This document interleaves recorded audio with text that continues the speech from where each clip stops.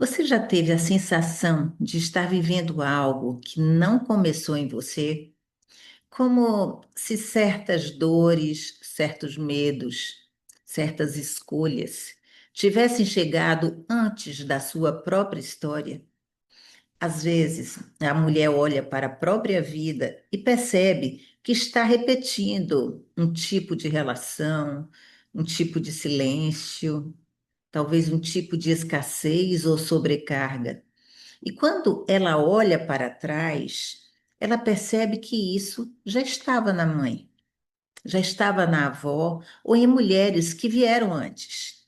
E então surge uma pergunta silenciosa: isso é coincidência ou eu estou continuando algo? Isso não é misticismo, é uma experiência humana profunda. Carl Jung escreveu algo que ilumina muito esse fenômeno. Ele dizia que aquilo que permanece inconsciente dentro de nós tende a se manifestar fora, na forma de acontecimentos repetidos. Não é destino místico, é o invisível atuando enquanto acreditamos que estamos escolhendo livremente. Jung também observava algo ainda mais delicado.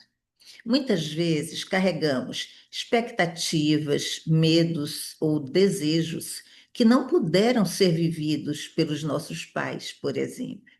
Não como uma obrigação racional, mas como um movimento afetivo, inconsciente e silencioso.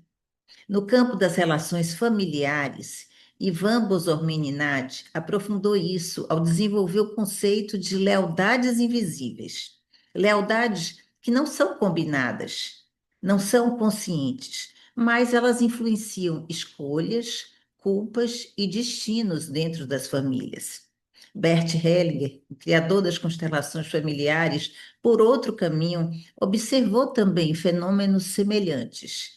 Ele percebeu que quando certas dinâmicas familiares eram representadas simbolicamente, essas lealdades e exclusões se tornavam visíveis.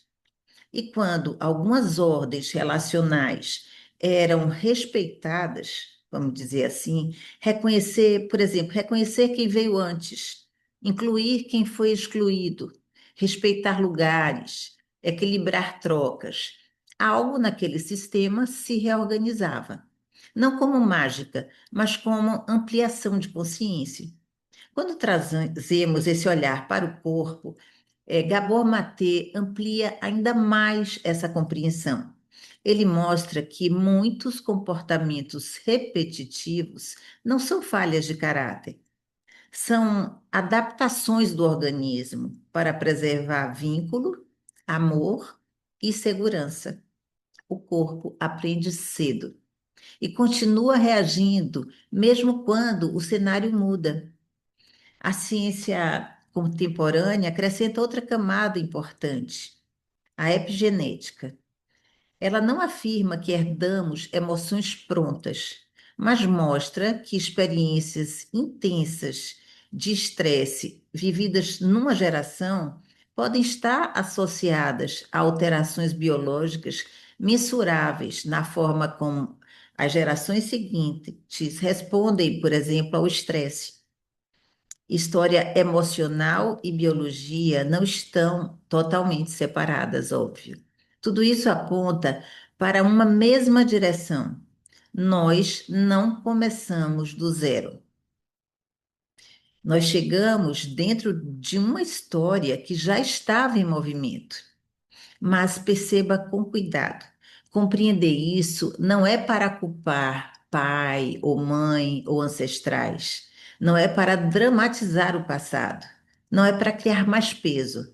É para entender algo muito sutil. Existe uma diferença enorme entre honrar quem veio antes e continuar sofrendo por quem veio antes. Honrar é reconhecer. Repetir é carregar. E muitas mulheres carregam, sem perceber.